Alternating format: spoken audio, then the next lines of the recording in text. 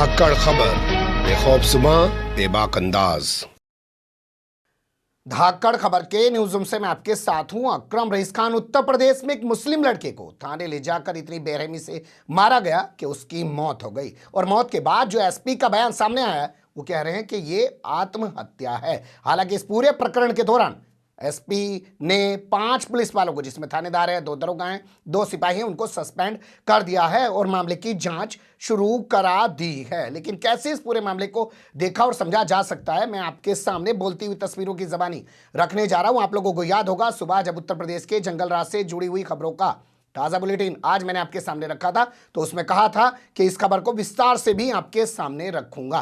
लेकिन मुझे लगता है खबर की हम शुरुआत करें, कुछ चीजों पर गौर कर लेना ज्यादा बेहतर होगा। आदित्यनाथ योगी के राज में एक योजना चल रही है जिसका नाम है ODOP, 1 डिस्ट्रिक्ट 1 प्रोडक्ट, यानी कि एक जिला एक उत्पाद। लेकिन लगता है इस योजना का नाम बदल देना चाहिए, 1 डिस्ट्रिक्ट 1 क्राइम, यानी कि जिलों की जो पहचान है आज वो उत्तर प्रदेश में जो क्राइम है, जो अपराध है, उसकी वजह से हो गई है। जैसे आप उन्नाव का नाम ले सकते हैं, वहां पे भारतीय जनता पार्टी का एक विधायक जो वर्तमान समय में जेल में बंद है, उस पर हत्या का आरोप है, गैंगरेप का आरोप है, उसकी सदस्यता समाप्त हो चुकी है। उसने एक लड़की के साथ गैंगरेप की वारदात को अंजाम दिया और उसके पिता की हत्या कर दी। इसके अलावा आप जिक्र कर सकते हैं हाथरस का, वहां पर एक दलित समाज की बेटी, पिछले साल 14 सितंबर की बात है कि उसके साथ गैंगरेप किया गया, उसकी हत्या कर दी गई। सीबीआई इस पूरे मामले में चार्जशीट दाखिल कर चुकी है। इसके अलावा आप जिक्र कर सकते हैं गोरखपुर का, कि वहां पे किस तरीके से कानपुर के एक व्यापारी की हत्या पुलिस वालों ने कर डाली।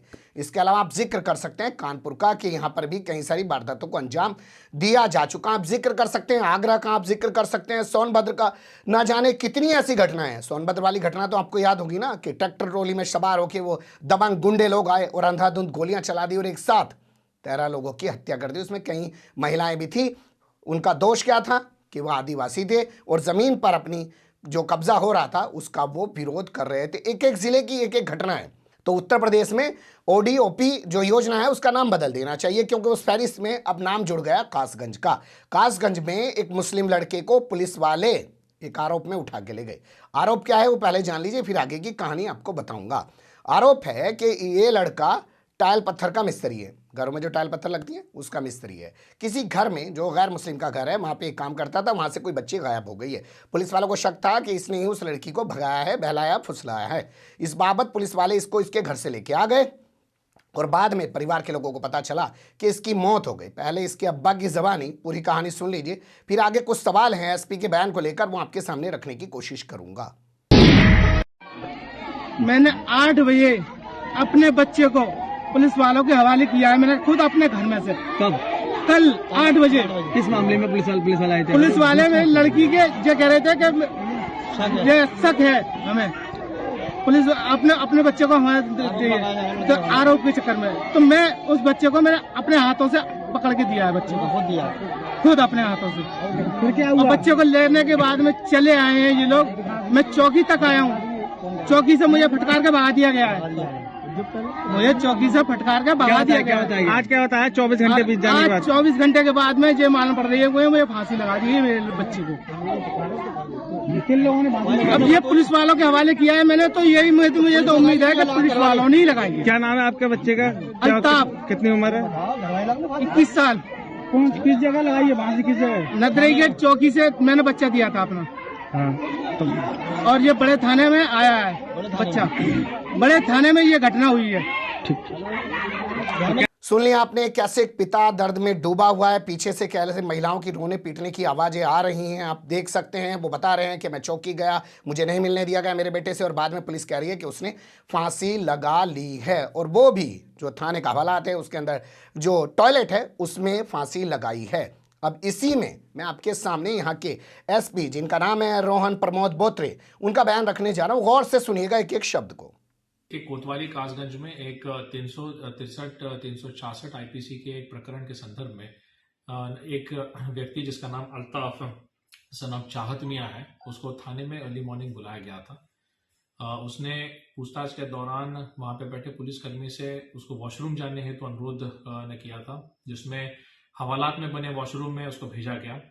उसने एक काले कलर का जैकेट जो पहना था उसमें हुड में लगे हुए एक नाड़े से उसने जो वॉशरूम का जो नल है उसमें फंसा के अपना गला घोटने की खुद ने जो है वो कोशिश की थी। जब वो बहुत समय बाहर नहीं आया तो पुलिसकर्मी अंदर चले गए और उसको बेहोशी की हालत में उसको उठाते न हुए उसको CHC अशोकनगर कासगंज में ले जाया गया। वहां पे प्राथमिक उपचार 5-10 मिनट चलने के उपरांत उसकी मृत्यु हुई है। इस प्रकरण में पंचायतनामा भर के पोस्टमार्टम किया जाएगा।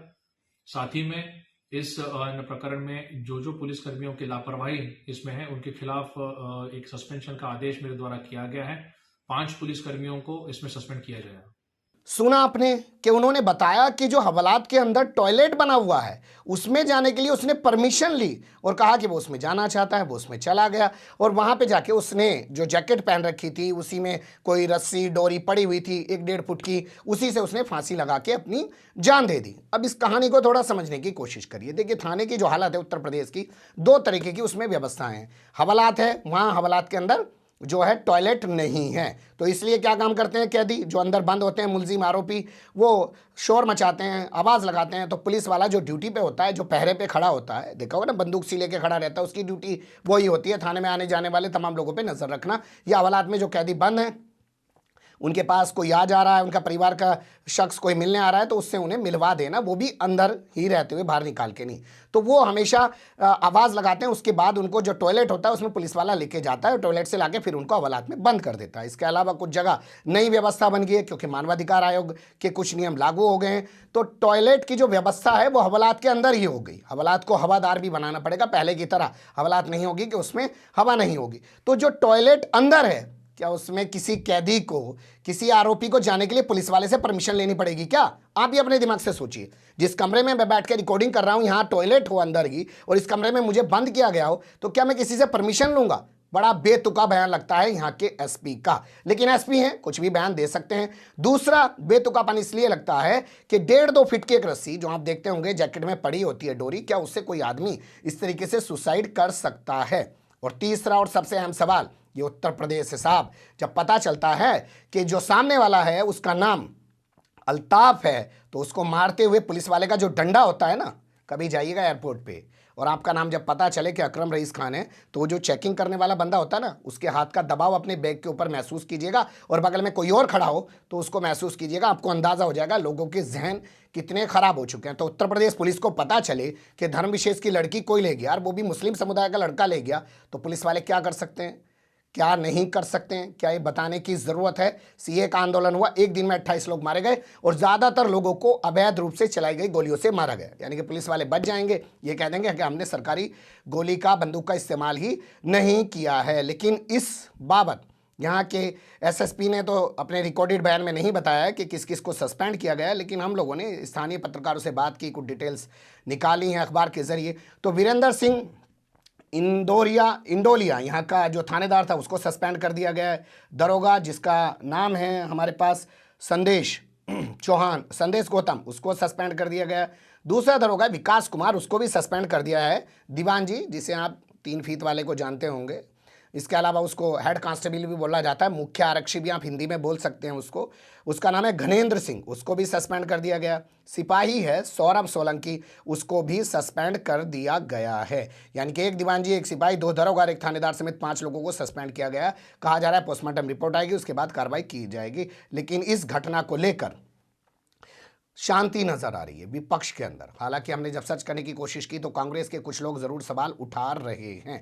कांग्रेस आईटी सेल के जो प्रभारी हैं उन्होंने सीधे तौर पे कहा है कि क्या कोई 1.5-2 फीट की रस्सी से सुसाइड कर सकता है। बाद में आपने ध्यान से सुना होगा तो एसएसपी बता रहे हैं कि जब वो बहुत देर तक टॉयलेट से नहीं निकला तो उन्होंने जाके देखा कि वो तो मर चुका है, अस्पताल उसको लेके गए।